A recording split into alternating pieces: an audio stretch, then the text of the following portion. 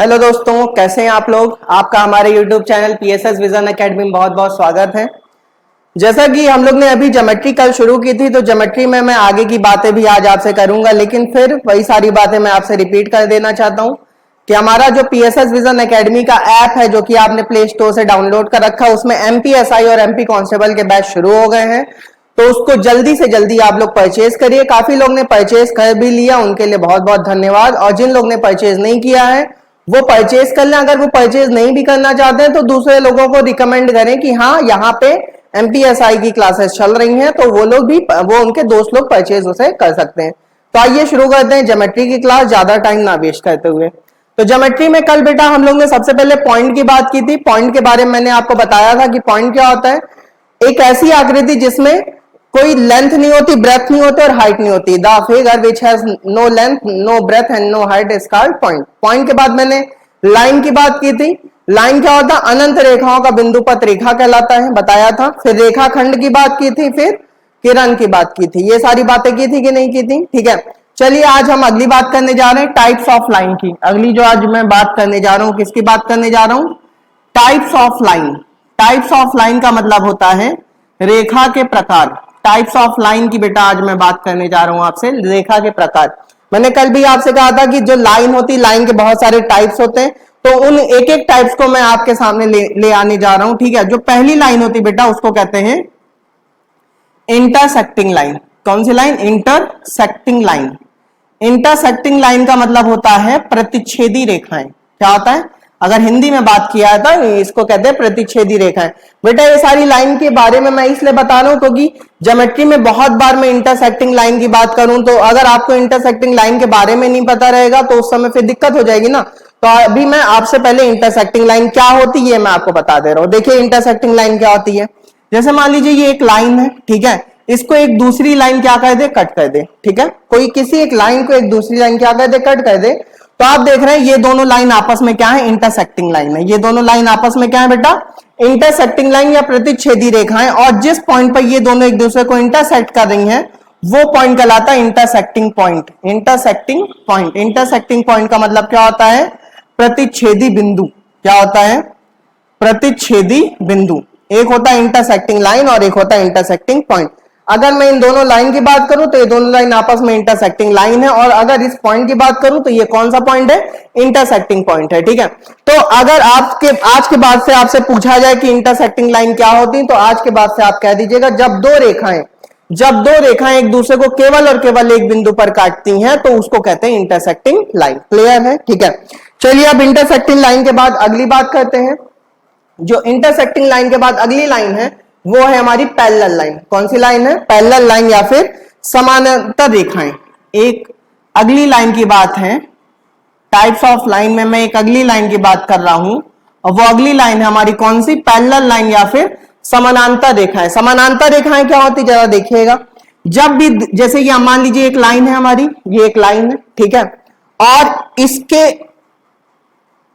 एक दूसरी लाइन में खींच दी, ठीक है। अब ये जो दोनों लाइन है, ये जो दोनों लाइन है, अगर इन दोनों लाइन के बीच की दूरी, अगर इन दोनों लाइन के बीच की दूरी हर एक पॉइंट पर क्या हो? सेम हो। अगर इन दोनों लाइन के बीच की दूरी हर एक पॉइंट पे क्या हो बेटा? सेम हो, तो उसको कहते हैं पैरेलल लाइन। बात समझ में आ रही है? कभी भी दो रेखाएं ऐसी हो जिनके बीच की दूरी हर एक पॉइंट पर, हर एक बिंदु पर क्या हो? सेम हो, शुरू से लेकर अंत तक सेम हो, तो समझ जाना वो लाइन क्या है? इन पैरेलल लाइन है। देखो कभी कभी पैरेलल लाइन बेटा पहचानना आपके लिए मुश्किल हो जाता है, तो कुछ भी ना देखा करो, बस यहाँ पे इसके इस इधर वाले एंड के बीच की दूरी देख लिया करो और इसके इधर वाले एंड के बीच की दूरी देख लिया करो। अगर ये वाली दूरी भी मान लीजिए 2 सेंटीमीटर और ये वाली दूरी भी 2 सेंटीमीटर है, समझ जाना ये दोनों लाइन आपस में क्या है? पैरेलल लाइन है। मतलब अगर किसी लाइन के दोनों एंड्स के बीच की दूरी सेम होती है तो वो क्या कहलाती है बेटा? पैरेलल लाइन कहलाती है। तो पैरेलल लाइन क्या होती है, समझ में आया? अच्छा, पैरेलल लाइन की खासियत होती है, पैरेलल लाइन की खासियत ये होती है कि ये दोनों लाइन एक दूसरे को कभी भी कट नहीं कर सकती अनंत तक। चाहे आप इधर बढ़ाते चले जाओ, चाहे इधर बढ़ाते चले, जैसे रेल की पटरियां भी एक तरह से क्या होती? पैरेलल लाइन ही होती। बात समझ में आ रही है? ठीक है, तो अभी हमने टाइप्स ऑफ लाइन में पहली देखा इंटरसेक्टिंग लाइन, और इंटरसेक्टिंग लाइन के बाद मैंने जो अगली बात आपको बताई वो कौन सी बताई बेटा? पैरेलल लाइन की। ठीक है, चलिए अब अगली बात करते हैं। इंटरसेक्टिंग लाइन हो गई। इंटरसेक्टिंग लाइन मतलब जब दो रेखाएं एक दूसरे को किसी एक बिंदु पर काट दी तो उनको इंटरसेक्टिंग लाइन या प्रतिच्छेदी रेखाएं कहते हैं। पैरेलल लाइन क्या होती है? जब दो रेखाएं एक दूसरे को किसी भी बिंदु पर नहीं काटती और दोनों रेखाओं के बीच की दूरी हर एक बिंदु पर क्या होती है? सेम होती है, तो उसको क्या कहते हैं बेटा?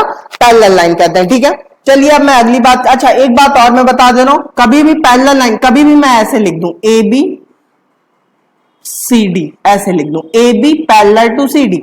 अब ये जो दो लाइन ऐसे मैंने खींच दी तो ये कौन सा साइन है? पैरेलल का साइन है। बात समझ में आ रही?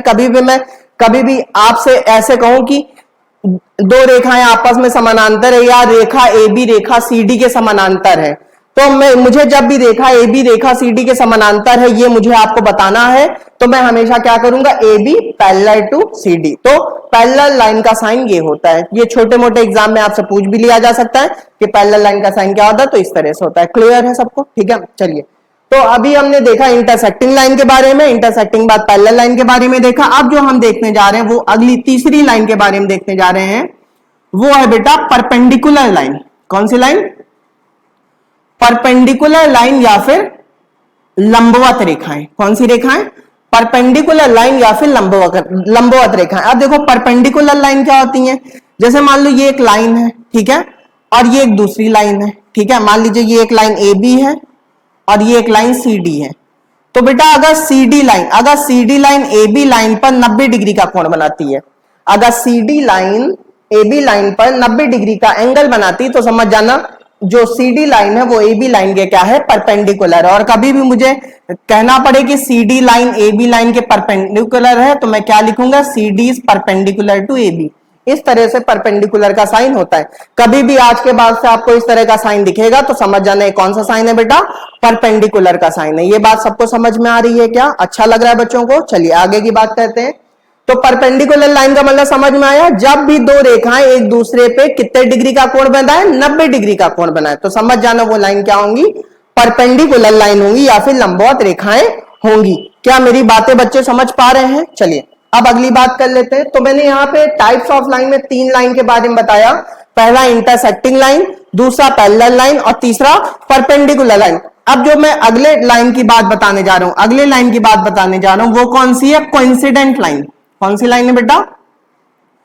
Coincident line. कोइंसिडेंट लाइन को कहते हैं समपाती रेखाएं। कौन सी लाइन? समपाती रेखाएं, ठीक है, समपाती रेखाएं, ठीक है।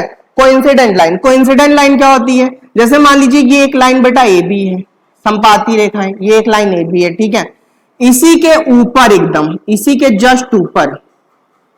जस्ट ऊपर मैंने एक और लाइन खींच दी। आपको ऐसा लग रहा है कि इसके वो लाइन तो वैसी ही दिख रही है। हाँ, यही तो बात है कि समपाती रेखाएं क्या होती हैं? जब एक रेखा के ऊपर दूसरी रेखा खींच दी जाए और जो दूसरी रेखा खींची जाए वो पहली रेखा को पूरा क्या कर ले? कवर कर ले, ढक ले, तो वो दोनों लाइन क्या कहलाएंगे बेटा?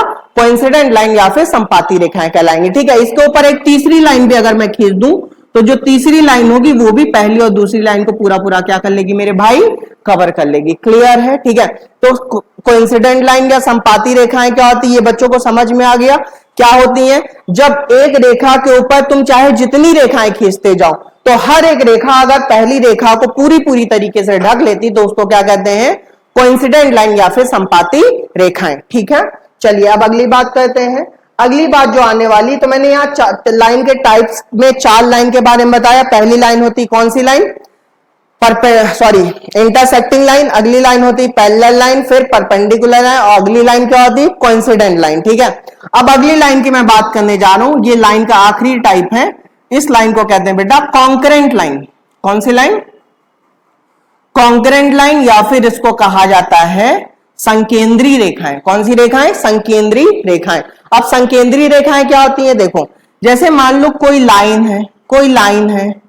लाइन है, वो कहां से आ रही है मुझको नहीं पता है, लेकिन हां मुझे ये पता है मैं चाहे जितनी भी लाइन खींचता चला जाऊं ये सारी लाइन एक बिंदु पर आके क्या करेंगी? मीट करेंगी, एक बिंदु पर आके क्या करेंगी? मिलेंगी। तो इस वजह से ये सारी लाइन आपस में क्या है? संकेंद्री रेखा या फिर कॉन्करेंट लाइन है। मतलब अनंत से आती हुई रेखाएं अगर एक बिंदु पर आके मिल जाती हैं तो वो सारी लाइन क्या कहलाती हैं? कॉन्करेंट लाइन या संकेंद्री रेखाएं कहलाती हैं। जैसे मान लीजिए आप जब हमसे पढ़ने आते हैं तो आप लोग कहीं कोई पता चला बोदाबाग से चला आ रहा है, कोई पता चला मैया चला आ रहा है, कोई स्टेशन से चला आ रहा है, कोई नेहरू नगर से चला आ रहा है, नहीं, ठीक है। और सब लोग आके कहाँ मिलते हैं, सब लोग आके रमा गोविंद पैलेस में पीएसएस विजन एकेडमी में आके मिलते हैं। इसका मतलब आप लोग कैसी लाइन है, आप लोग कॉन्करेंट लाइन है, क्योंकि मुझे नहीं पता है कि आप लोग कहां से आ रहे हैं, लेकिन मुझे एक बात पता है कि आप लोग जब भी मिलेंगे तो कहां मिलेंगे, पीएसएस विजन एकेडमी में ही आके मिलेंगे। क्लियर है? तो कॉन्करेंट लाइन क्या होती है, ये बात सबको समझ में आ गई। चलिए, तो कॉन्करेंट लाइन की बात हो गई। तो बेटा कल हम लोग ने पॉइंट, लाइन और किसकी बात की थी, पॉइंट और लाइन की बात की थी, और आज हमने टाइप्स ऑफ लाइन की बात की। और टाइप्स ऑफ लाइन में जो पहली लाइन थी वो कौन सी थी, इंटरसेक्टिंग लाइन थी। बेटा मैं नाम बार बार इसी ले रहा हूं क्योंकि आपकी जुबान पे जैसे एकदम रट जाए, ठीक है। पहली लाइन थी इंटरसेक्टिंग लाइन, अगली लाइन थी पैरेलल लाइन, अगली लाइन थी आपकी परपेंडिकुलर लाइन, उसके बाद था आपका कोइंसिडेंट लाइन, फिर था आपका कॉन्करेंट लाइन। क्या ये बातें आपको समझ में आ गई? ठीक है। तो देखो, जब ज्योमेट्री की मैंने शुरुआत की थी तो ज्योमेट्री की शुरुआत में सबसे पहले मैंने पॉइंट के बारे में आपको बताया, पॉइंट के बाद लाइन के बारे में बताया, स्टेप बाय स्टेप बेटा चल रहा है। लाइन के बाद टाइप्स ऑफ लाइन के बारे में बताया। अब जो मैं आपको बताने जा रहा हूं वो किसके बारे में बताने जा रहा हूं, वो मैं एंगल के बारे में बताने जा रहा हूं। किसके बारे में बताने जा रहा हूं, एंगल। एंगल का मतलब बेटा क्या होता है, कोण। एंगल के बारे में मैं आपको बताने जा रहा हूं। एंगल का मतलब क्या होता है, कोण, ठीक है। अब एंगल क्या होता है या कोण क्या होता है, सुन लो। एंगल क्या होता है, जैसे मान लो ये एक पॉइंट है, ठीक है, ये एक पॉइंट है, यहां से मैंने ये एक रे निकाल दी, रे का मतलब किरण, कल बताया था, और एक रे मैंने यहां से निकाल दी, ठीक है। तो आप देखो, मान लो ये O है, ये B है, ये A है, ठीक है। तो आप बताओ ये जो OB है, ये जो OB है, इसका कुछ ना कुछ झुकाव, इसका कुछ ना कुछ झुकाव OA पर है कि नहीं है। तो ये जो OB रे है, इसका जो भी झुकाव OA रे पे है, तो ये जो झुकाव है, ये जो झुकाव है बेटा, यही आपका क्या कहलाता है, एंगल कहलाता है। क्या कहलाता है, एंगल, ठीक है। कहने का मतलब यह है कि एक रेखा का झुकाव दूसरी रेखा पर जो भी होता है वही झुकाव क्या कहलाता है, आपका एंगल कहलाता है, ठीक है। कुछ लोग एंगल को रिप्रेजेंट करते हैं थीटा से, कुछ लोग अल्फा से, कुछ लोग बीटा से। देखो, एंगल को रिप्रेजेंट करने का तरीका कुछ भी हो सकता है, लेकिन अगर आपसे कोई पूछे कि एंगल क्या होता है, तो आज के बाद से आप एंगल के बारे में क्या कहेंगे कि एक रेखा का दूसरी रेखा पर जो झुकाव होता है वही क्या कहलाता है बेटा, एंगल कहलाता है या फिर कोण कहलाता है। क्या ये बच्चे मेरी बात समझ पा रहे हैं? ठीक है, क्लियर है सबको।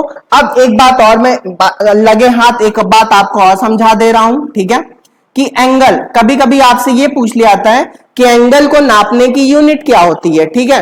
तो एंगल को या तो मैं डिग्री में नाप सकता हूं, किस में नाप सकता हूं, डिग्री में नाप सकता हूं। डिग्री में क्या होता है कि जैसे मान लो कहीं पे मुझे लिखना है 32 डिग्री, तो 32 के ऊपर ये छोटा सा एक जीरो लगा दो, तो यही आपका क्या कहलाता है, एंगल। ये एंगल का साइन है, ये डिग्री, डिग्री का ये साइन है, ठीक है।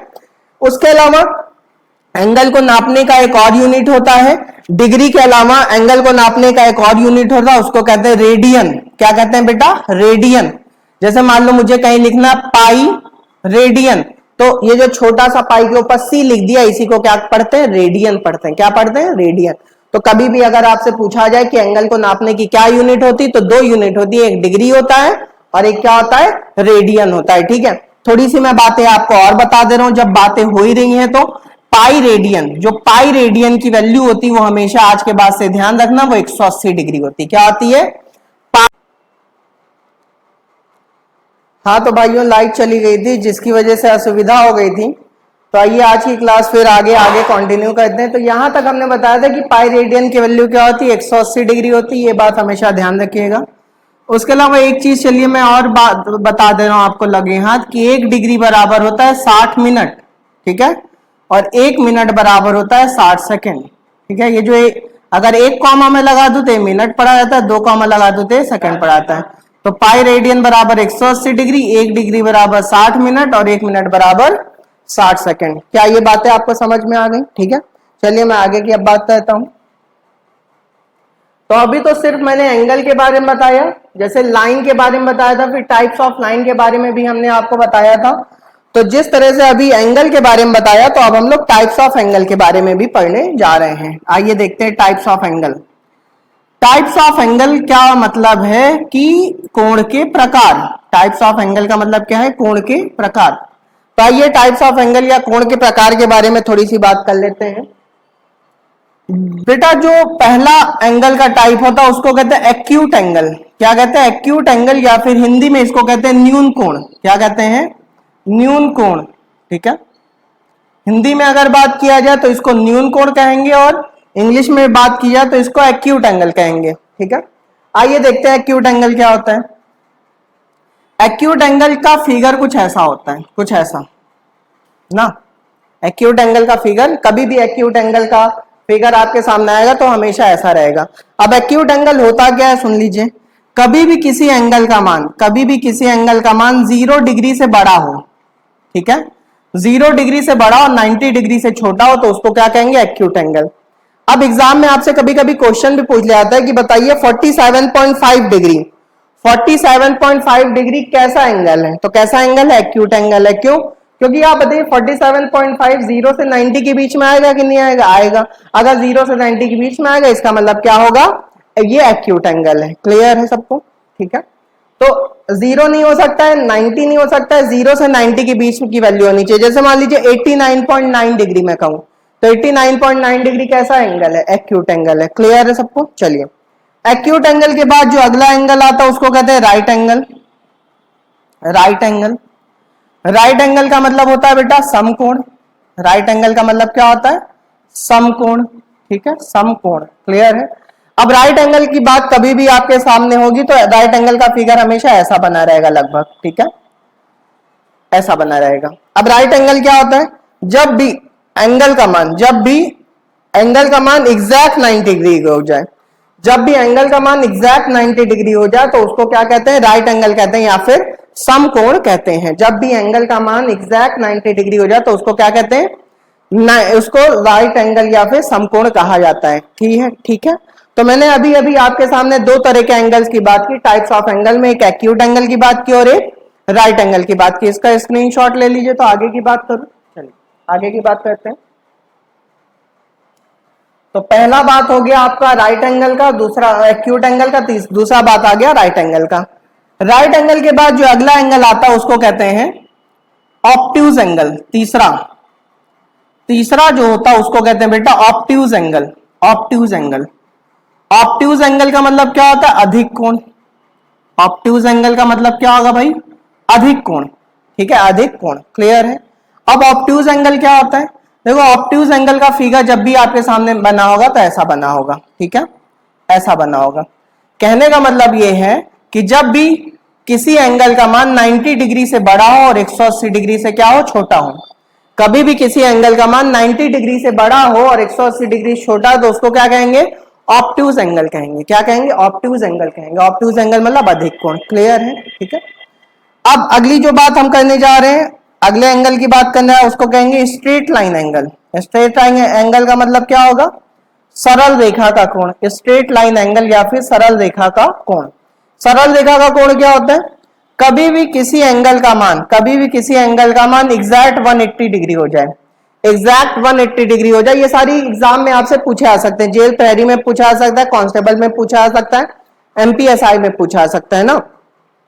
कभी भी किसी एंगल का मान एग्जैक्ट 180 डिग्री हो जाए तो उसको क्या कहेंगे बेटा? उसको कहेंगे स्ट्रेट लाइन एंगल या फिर सरल रेखा का कोण। ये बात सबको समझ में आ गई? चलिए अब अगली बात करते हैं। अगली जो बात आती है उसको कहते हैं, अगला जो एंगल आता है, एंगल में जो अगला टाइप आता है उसको कहते हैं रिफ्लेक्स एंगल। कौन सा angle? Reflex angle. Reflex angle, reflex angle का मतलब होता है बेटा वृहत कोण। कौन सा? वृहत कोण। वृहत कोण या फिर रिफ्लेक्स एंगल। रिफ्लेक्स एंगल का फिगर देखिए कैसा होगा। रिफ्लेक्स एंगल का फिगर कुछ ऐसा होगा ना, ये है हमारा रिफ्लेक्स एंगल ना, अधिक, इसको कहेंगे वृहत कोण। कहने का मतलब यह है कि कभी भी किसी एंगल का मान 180 डिग्री से बड़ा हो, 180 डिग्री से बड़ा और 360 डिग्री से छोटा हो तो उसको क्या कहेंगे? रिफ्लेक्स एंगल कहेंगे या फिर वृहत कोण कहा जाएगा। कभी भी किसी एंगल का मान 180 डिग्री से बड़ा हो और 360 डिग्री से छोटा हो तो उसको क्या कहेंगे बेटा? रिफ्लेक्स एंगल कहेंगे। ये बात सबको समझ में आ गई? क्लियर है? अगला जो एंगल आता है छठा, उसको क्या कहेंगे? Point angle. पॉइंट एंगल, शून्य कोण। ठीक है, पॉइंट एंगल या फिर शून्य कोण। पॉइंट एंगल क्या होता है? जैसे मान लो कोई ये, ठीक है, पॉइंट एंगल कुछ ऐसा होता है।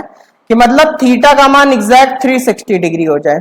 जैसे मान लो ये पॉइंट हमने रखा और इस पॉइंट को मैंने क्या किया, पूरा घुमा दिया ना, पूरा घुमा दिया। तो कभी भी किसी एंगल का मान एग्जैक्ट 360 डिग्री हो जाए तो उसको क्या कहेंगे बेटा, पॉइंट एंगल कहेंगे या शून्य कोण कहेंगे। क्या कहेंगे, शून्य कोण। तो आपको मेरे हिसाब से समझ में आ गया होगा कि एंगल में सबसे पहले एंगल क्या होता है, कभी भी दो लाइंस के बीच का जो झुकाव होता है उसी को क्या कहते हैं, कोण कहते हैं। एंगल में मैंने 6 तरीके के टाइप्स अभी तक आपको बताए। पहला एंगल कौन सा बताया मैंने, एक्यूट एंगल, थीटा का मान 0 से बड़ा 90 से छोटा।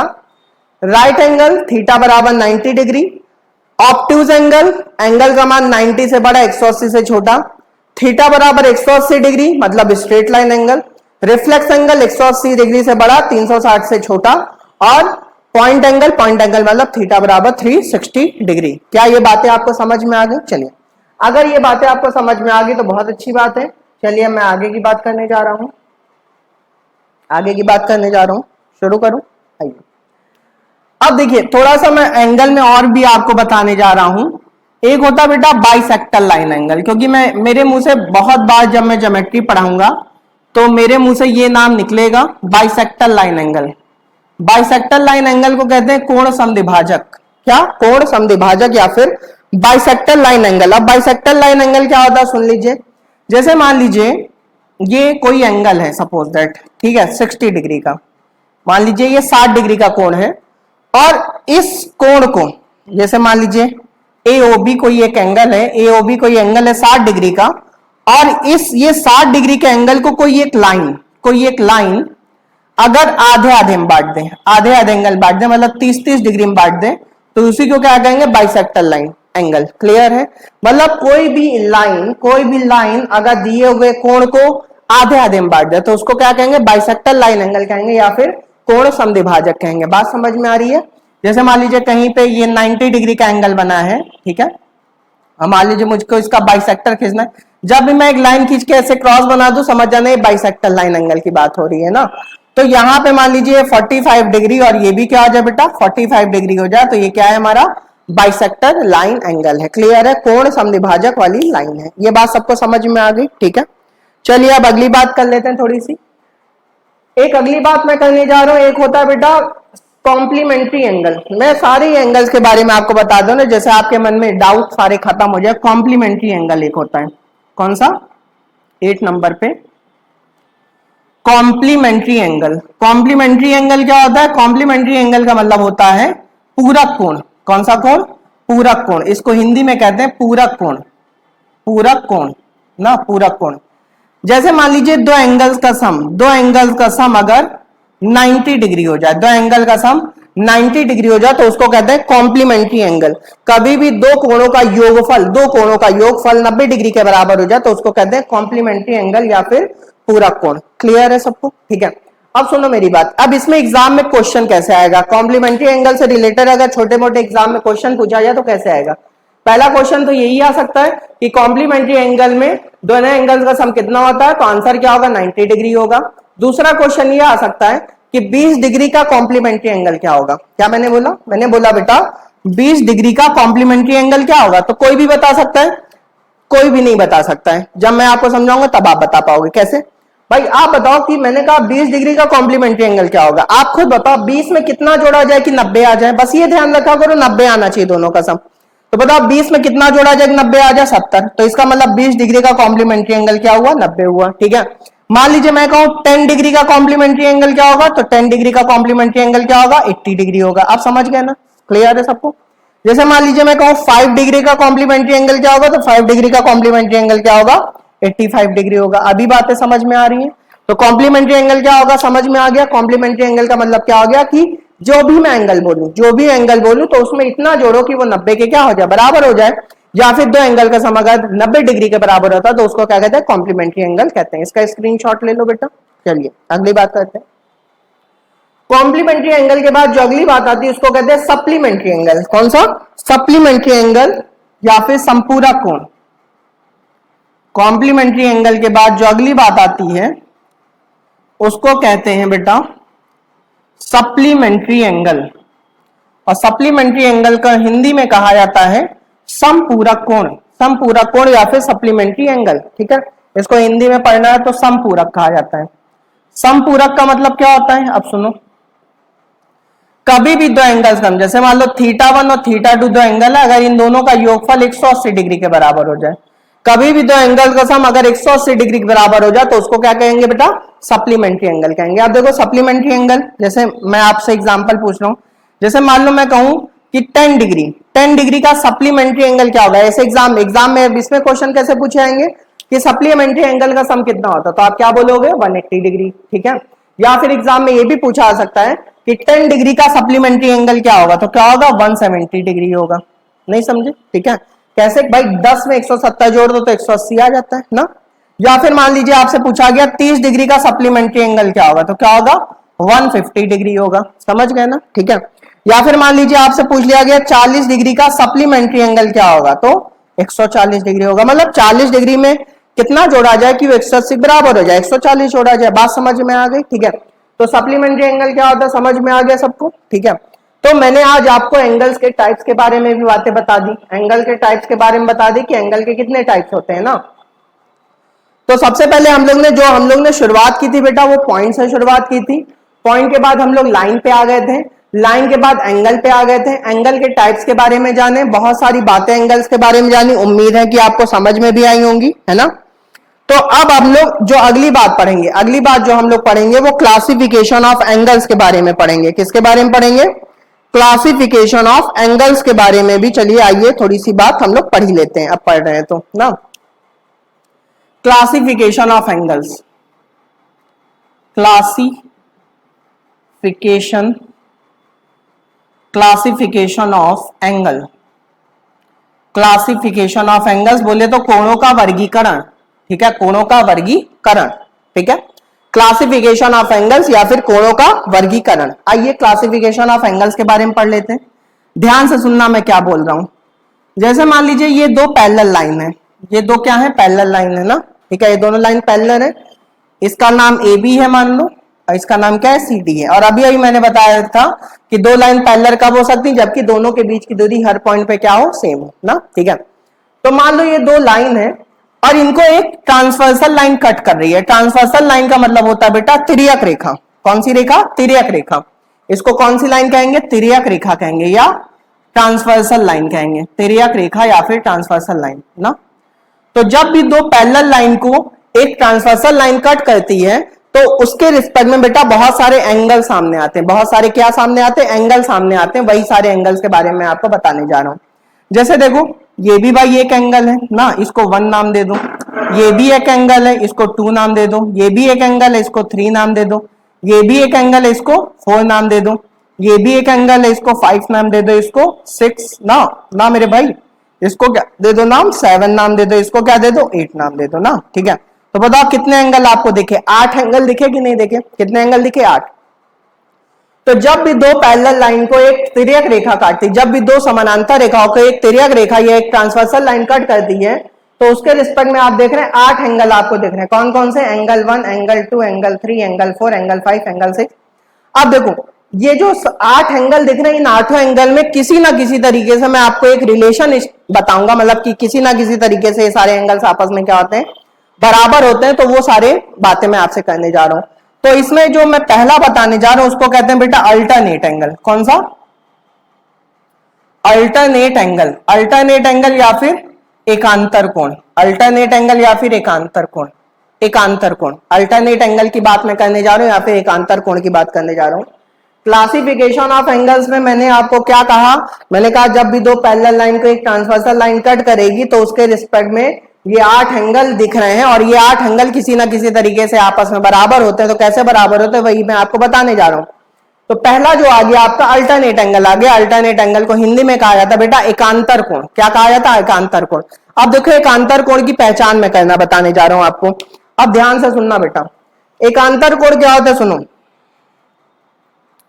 जैसे आप देखिए एंगल 3 को देख रहे हो, एंगल 3 को सब लोग देख रहे हो ना, और एंगल 6 को देख रहे हो ना। तो एंगल 3 आप देख रहे हो कि ट्रांसवर्सल लाइन के एक तरफ बन रहा है, इस तरफ बन रहा है, और एंगल 6 ट्रांसवर्सल लाइन के इस तरफ बन रहा है। और अगर आप देखो तो ये देखो पूरा ये जेड शेप जैसा बन रहा है कि नहीं बन रहा है, जेड जेड जैसा बन रहा है ना।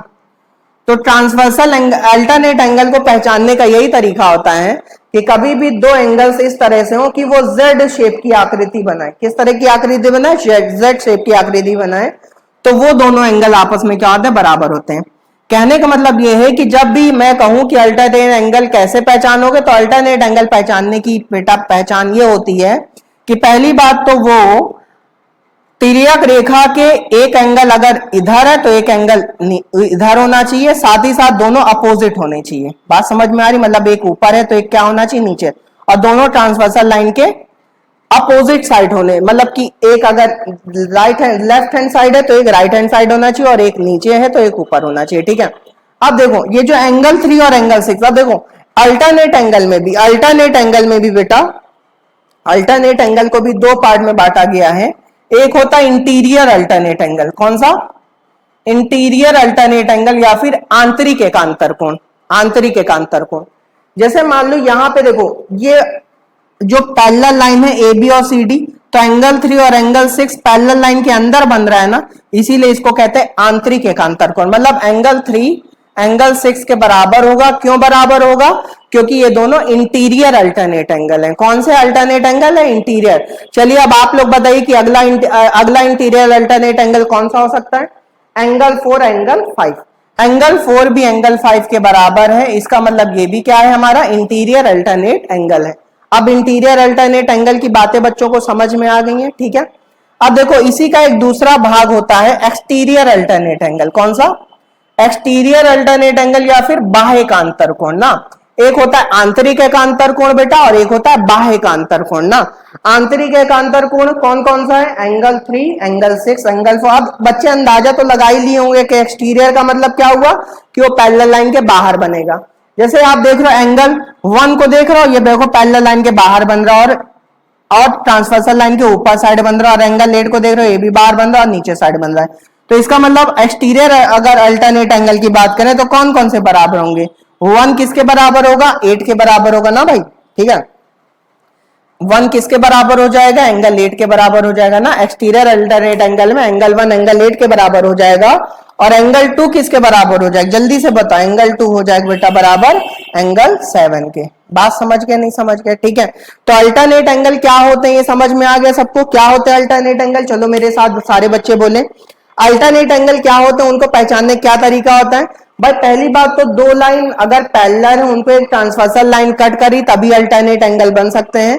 और अल्टरनेट एंगल में दो अल्टरनेट एंगल होते हैं, एक इंटीरियर अल्टरनेट एंगल होता है और एक एक्सटीरियर अल्टरनेट एंगल होता है। इंटीरियर अल्टरनेट एंगल क्या होता है कि अगर कोई एंगल पैरेलल लाइन के अंदर बने, पैरेलल लाइन के अंदर बने और ट्रांसवर्सल लाइन के अपोजिट साइड बने, तो उसको कहते हैं इंटीरियर अल्टरनेट एंगल। जैसे एंगल 3 एंगल 6, एंगल 3 और एंगल 6 इंटीरियर अल्टरनेट एंगल है ना, और एंगल 4 एंगल 5 भी क्या है, इंटीरियर अल्टरनेट एंगल है। इसी तरीके से एंगल 1 एंगल 8 क्या है, एक्सटीरियर अल्टरनेट एंगल है। एंगल 2 एंगल 7 भी क्या, एक्सटीरियर अल्टरनेट एंगल है। क्या मेरी बातें बच्चे समझ पा रहे हैं? अगर बच्चे मेरी बात समझ पा रहे हैं तो बेटा एक बात हम सब कर दीजिए आप, ठीक है, क्योंकि ये सारी बातें आप ही के लिए पढ़ाई जा रही हैं और आपको ये सारी बातें किसी ना किसी तरीके से मुझे समझानी है, और मुझे पूरा विश्वास है कि मैं समझाऊंगा तो आपको एक एक बात समझ में आ जाएगी, इस बात की मैं गारंटी ले रहा हूं। चलिए अब अगली बात करते हैं। तो अब अगली बात जो मैं करने जा रहा हूं वो किसकी बात करने जा रहा हूं, देखिए इसको अल्टरनेट एंगल को मैं मिटा देता हूं। अगली बात जो मैं करने जा रहा हूं वो करने जा रहा हूं करेस्पॉन्डिंग एंगल की। किसकी बात करने जा रहा हूं, करेस्पॉन्डिंग एंगल। अब सुन लो मेरी बात, अब अभी घबराना नहीं, बस मैं अभी लिख रहा हूं, ठीक है। अभी मैं करेस्पॉन्डिंग एंगल को भी पहचानना आपको बता दूंगा। करेस्पॉन्डिंग एंगल का मतलब होता है बेटा संगत कोण। कौन सा कोण, संगत कोण। इसको हिंदी में कहते हैं बेटा संगत कोण। क्या कहते हैं, संगत कोण। अब संगत कोण क्या होता है जरा सुनिएगा मेरी बात, मैं आपको अभी समझाऊंगा और आपको समझ में आ जाएगा फटाफट, ठीक है। घबराने की जरा सा भी जरूरत नहीं है। अब देखो संगत कोण क्या होते हैं, देखो संगत कोण की खासियत ये होती है कि आप देख रहे हो एक पैरेलल लाइन ये है और एक पैरेलल लाइन ये है कि नहीं है, ठीक है। एक ये पैरेलल लाइन है और ये एक ए बी पैरेलल है, एक ये सी डी पैरेलल लाइन है ना। तो आप देखो करेस्पॉन्डिंग एंगल की क्या खासियत होती है कि करेस्पॉन्डिंग एंगल क्या होते हैं, जो तिर्यक रेखा है, तिर्यक रेखा के एक ही साइड बनते हैं। तिर्यक रेखा के पहली बात एक ही साइड बनेंगे, या तो दोनों इधर बनेंगे या तो दोनों उधर बनेंगे, पहली बात तो ये, ठीक है। दूसरी बात, पैरेलल लाइन के अगर एंगल 1 पैरेलल लाइन के जैसे ऊपर है ना, तो या एंगल 5 भी पैरेलल लाइन के क्या ऊपर, मतलब अगर एक एंगल ऊपर है तो दूसरा एंगल भी क्या होगा, ऊपर होगा। अगर एक एंगल नीचे है तो दूसरा एंगल भी क्या होगा, नीचे होगा। बात समझ गए? अब सुनो मेरी बात, आप बच्चे समझ गए कि देखो ये हमारी ट्रांसवर्सल लाइन है। ट्रांसवर्सल लाइन के इधर देखो एंगल कौन कौन से, 1 है, 3 है, 5 है और 7 है। लेकिन पहले मुझे वो एंगल देखना है जो कि पैरेलल लाइन के क्या ऊपर है। तो बताओ कौन ऊपर है, 1 ऊपर है और कौन ऊपर है, 5 ऊपर है। तो 1 क्या होगा, 5 के बेटा बराबर होगा। एंगल 1 किसके बराबर होगा मेरे भाई, एंगल 1 एंगल 5 के क्या होगा, बराबर होगा। ठीक है, एंगल 1 देखो पैरेलल लाइन के ऊपर है, ये भी पैरेलल लाइन के ऊपर है, इसका मतलब एंगल 1 एंगल 5 के क्या होगा, बराबर होगा ना। इसी तरह इधर देखो ये पैरेलल लाइन के नीचे और ये भी पैरेलल लाइन के क्या है, नीचे। ये देखो 3 और 7 नीचे है ना, तो इसका मतलब एंगल 3 किसके बराबर होगा मेरे भाई, एंगल 7 के बराबर होगा। क्यों, क्योंकि देखो ये पैरेलल लाइन के क्या है, देखो पहली बात तो ट्रांसवर्सल लाइन के एक तरफ होने चाहिए, दूसरी बात या तो पैरेलल लाइन के ऊपर होने चाहिए या तो पैरेलल लाइन के नीचे होने चाहिए। अब देखो यहाँ पे एंगल 1 एंगल 5 पैरेलल लाइन के ऊपर था और एंगल 3 और एंगल 7 पैरेलल लाइन के। अब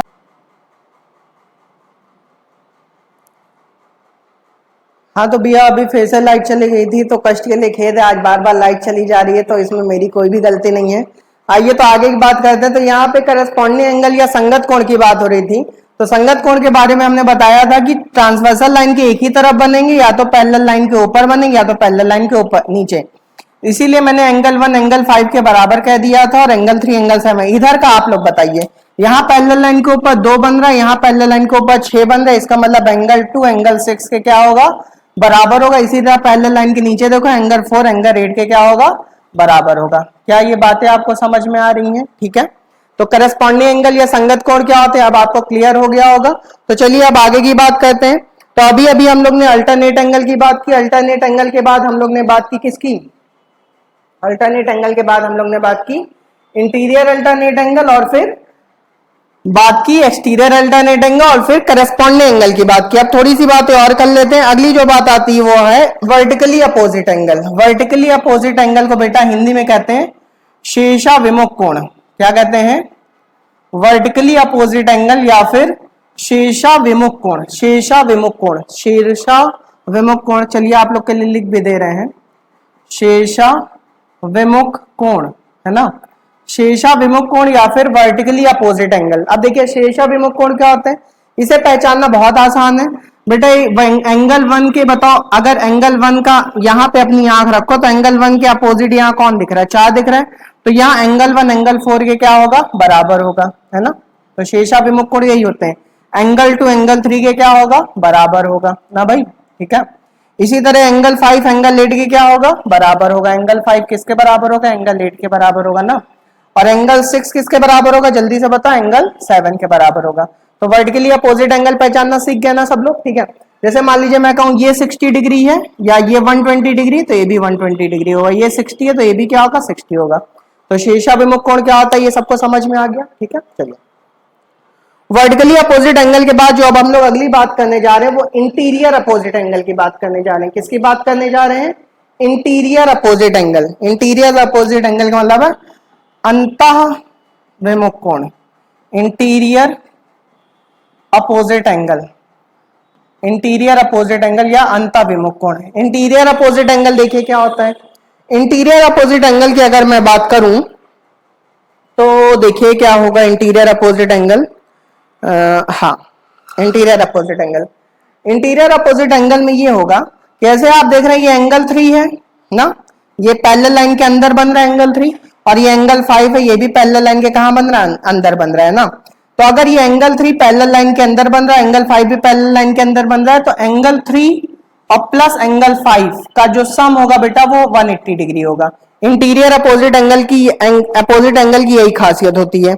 इंटीरियर अपोजिट एंगल की यही खासियत होती है कि जो एंगल बनते हैं वो इंटीरियर लाइन के, जो पैरेलल लाइन के अंदर बनते हैं वो पैरेलल लाइन के अंदर बन रहे, जैसे एंगल 3 और एंगल 5 पैरेलल लाइन के अंदर बन रहा है, और साथ ही साथ इन दोनों का सम कितना होगा, हमेशा 180 डिग्री होगा। इसी तरह इधर बताओ बेटा क्या होगा, एंगल 4 का प्लस एंगल 6 का भी सम कितना होगा, 180 डिग्री होगा।